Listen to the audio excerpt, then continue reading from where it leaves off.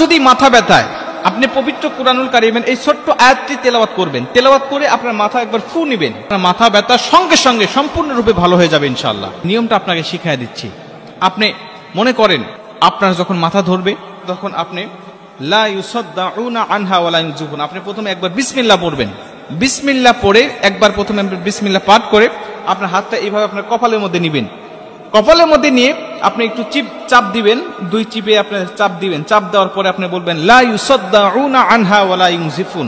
আপনি এটা বলে আপনার হাতের তালুতে ফুঁক দিবেন এমন ভাবে যেন এই ফুটা গিয়ে আপনার এই নিঃশ্বাসটা গিয়ে আপনার কপালের মধ্যে লাগে। লা ইউসাদ্দাউনা আনহা ওয়ালা ইউনজিফুন, এভাবে আপনি ফু দিবেন। এভাবে আপনি 7 বার পাঠ করবেন। একবার বিসমিল্লাহ বলে 7 বার লা ইউসাদ্দাউনা আনহা ওয়ালা ইউনজিফুন এই আয়াতটা পাঠ করবেন। একবার পাঠ করবেন, আবার ফু দিবেন, আবার পাঠ করবেন, আবার ফুক দিবেন। এইভাবে আপনি 7 বার যদি পাঠ করতে পারেন তাহলে আমি কথা দিচ্ছি সঙ্গে সঙ্গে ভালো হয়ে যাবে।